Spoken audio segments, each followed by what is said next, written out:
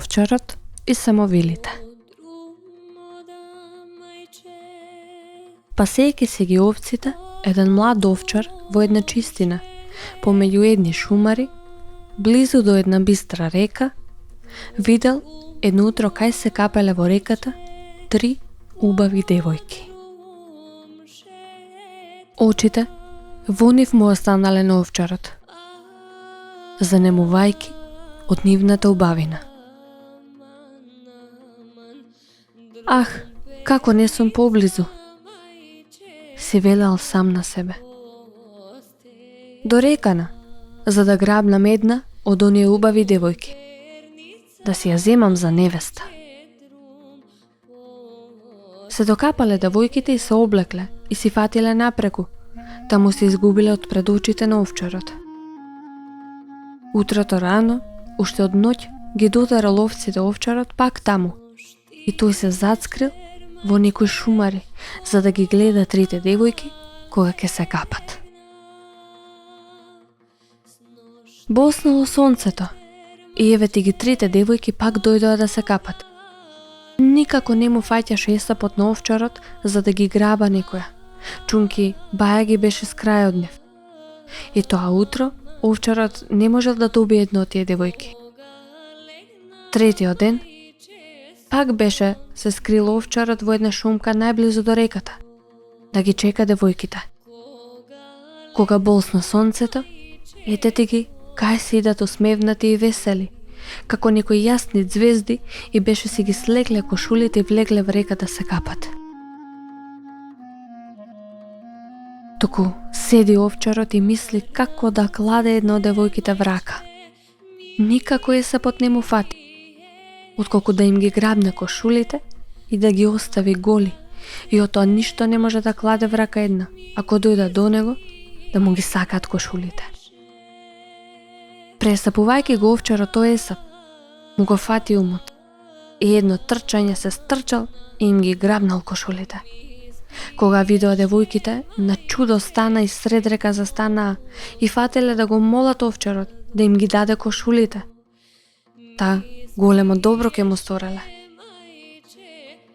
Кога видел овчарот оти му се молат, се уверувал оти ке добие некој од нив и им рекол: "Ви ги давам кошулите, девојки, ама ако ме земете, една од вас за маж. Инаку, нема да ви ги дадам. И да знаете, ке запалам еден оган и ке ви ги изгорам и одете си голи дома." "Арно бре, момче, сакаш една од нас? Туку треба да знаеш, оти ние сме 3 сестри, 3 самовили. Та, треба да не земаш од нас невеста, за да не ти се смее светот дека ќе водиш невеста самовила.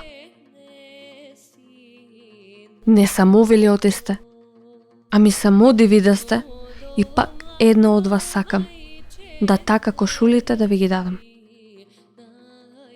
Кога го чуја тој збор самовилите, се уверија оти нема да им ги даде кошулите, ако не го земе една од нив. Лели е така, момче, која сакаш од нас земи си ја?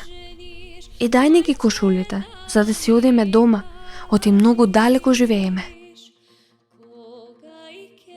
Кога го чуа овчарот тој збор од самовилите, ја посакал помалата и му ја дале и го викнале настрана 2 сестри, да му рекле на овчарот незе да не ја јадава кошулата, оти во неја ја силата и ќе му побегне ако ја облече, ами друга кошула да ја даде да си носи. Го клал во умот тоа нешто овчарот и им ги дал 2 кошули на 2 самовили и се летнале тие да си ода дома, а малата си отида со овчарот дома вечерта и си ја промени овчарот со свој невестински алишта, да си ја венчал и се сторил со невеста самовила од сите невести полично. Живееле овчарот со самовилата близо 1 година и дошло ред ке оделе на свадба кај некој род на овчарот. На свадбата се фатиле сите невести што биле таму да играат оро. Само од овчарот самовилата не се фатила. На сите невести им било мило да се фати самовилата да игра, арно ама таа не сакала, чунки ја немала својата самовилска кошула. Овчарот отишол дома, та ја зел кошулата од кај што била скриена и ја донел на свадбата. Пред да ја даде кошулата, овчарот ги затворил сите ѕирки и продзирки и после ја дал кошулата и ја облек. Кога се фатила на танец самовилата и кога тргнала да игра оро самовилско, на чудо беше станало мало и големо што беа на свадба. На доигрување самовилата дошла пред мажа си и го фатила за рака и му кажала: "Седи се со здравје, домаќине." И си летнала. Кога виде овчарот и му побегна невестата, свикал по неа и ја прашал: "Невесто, невесто, о ти ме зеде на душа и ми бегаш низ таа пуста баџа што ја оставив отворена. Те молам, убава невесто, кажи ми каде да те барам, да уште еднаш да те видам." "Да ме бараш, домаќине, во село Кушкундалево, и таму ќе ме видиш." Така му рекла на мажа си и од баџа летнала по облаци. По некој ден овчарот се спремил на долг пат да патува и да го бара селото Кушкундалево. Тргнал по села и градови и прашал за селото каде е. Секој што го чул овчарот за името од селото се чудел на такво име и никој не знаел да му каже. Од кога ги извртал сите села и градови, тргнал да оди по планини и пустелии за како да најде такво село. Одеднаш еве еден старец кој стоел подпрен до една бука со една патеричка врака.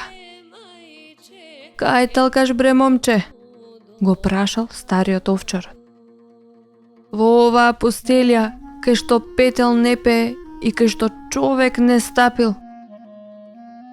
"Маката ме натера, дедо, да одам по овие пустелии. Ке те молам, нешто ако знаеш да ми кажеш, едно село што го викаат Кушкундалево, да не се наоѓа во оваа пустелија." "Такво село, момче, јас не сум чул да има во оваа страна. Еве јас кај живеам овде 200 години. Ама, зошто го бараш, бре, момче, тоа село?" Пред една година време ги пасев овците крај една река и видов во реката кај се капат 3 девојки. И на третиото утро им ги грабнав кошулите и за да им ги дадам кошулите, ја зедов најмладата за невеста. Арно, ама тие биле самовили. И ми рекоа двете сестри да не ја давам кошулата, оти ќе ми побегне со неа, чунки во кошулата и била силата. Јас, дедо, тоа нешто го поверував и ја држав кошулата, скриена до некни, и за атар да ним ја скршам на селските невести, и ја дадов да ја облече и оро да поигра на свадбата кај што бевме. Сите врати ги затворив ѓо да не избега. Арно ме ја заборавив пустата баџа да ја затворам и на доигрување, си летна низ баџа и прашувајќи каде да ја барам, таа ми рече во селото Кушкундалево. Ете, тој ми е ало, дедо, ако знаеш нешто, кажи ми. За името на тоа село, момче, ја не го знам. А да појдеш уште еден месец пат и ќе најдеш еден друг старец како мене и ќе го поздравиш од мене. Чунки тој е постар од мене, околу 300 години има. Тој е цар на сите планински ѕверови и тој може да ти каже за селото.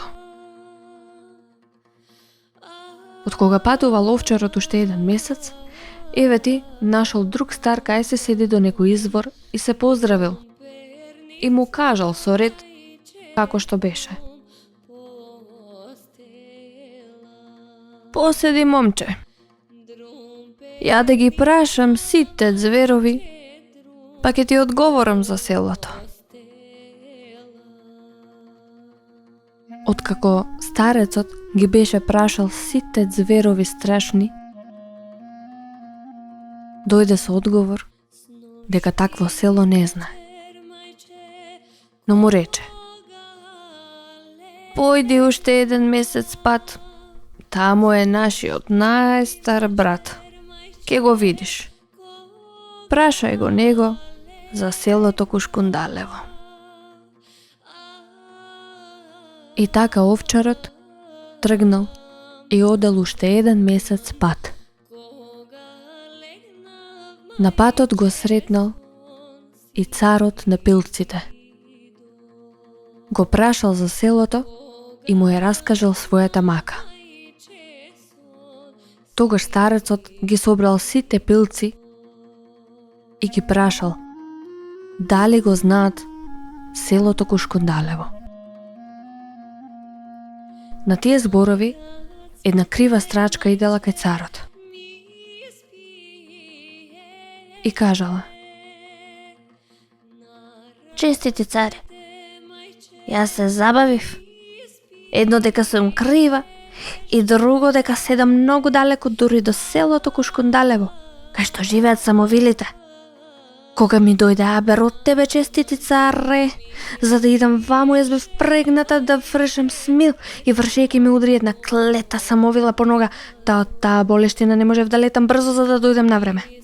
Му рекла страчката на царот: еј, момче, али ја чу страчката што кажа? Па таа била во тоа село што го бараш ти. Ајде сега, оди со страчката. А ке ти дадам и еден голем морел да го јаваш и да те однесе дури до Кушкундалево. Ако ми го сториш тоа добро, честити царе, му рекол овчарот, нема никогаш да ти го заборавам. Така, оделе страчката напред, а овчарот со орелот по неа. И стигнале во селото Кушкундалево. За среќа, во првата куќа каде што влегле, овчарот ги здогледал двете сестри самовили. Излегле надвор и го пречекале зетот. Го испрашале како ја дал кошулата, што му побегнала, и ми искажал тој се со ред и се молел да му ја дадат невестата. Не се плаши, зето. Сега ќе ја врземе за едно седло што лета и ти ќе се качиш со него и ќе бегаш со голема сила за да ги пребегаш оние 3 планини. И од тука таму гајле да не береш. Сега ела в куќа за да ја врземе за седлото дури спие, а ти да се качиш и бегајќи таа ќе се разбуди и ќе писне што да може, за да ја чуе коњот незин. И ќе дотрча коњот да ја куртулиса. Арнома, ако те најде избеган преку 3 планиња, нема што да те чини. А ако те најде коњот пред 3 планиња, парчиња ќе те направи и ќе ја земе невестата ти. Кога ги чул овие зборови од самовилите, се качил на седлото со неа врзана и го дигнаа седлото ветриштата. Едно ги преминале 3 планини. Се разбудила самовилата и спискала по коњот. Едно чул коњот и летнал да го втаса овчарот. Дошол до 3 планини и дотука му беше силата и се вратил назад. И овчарот си отишол дома пак со самовилата невеста и на часот беше ја изгорел кошулата во оган, за да си биде раат, и си останал да си живее со невестата самовила. Си народиле неколку девојчиња, лични и прелични. Ете, од тие девојчиња биле најличните жени на веков.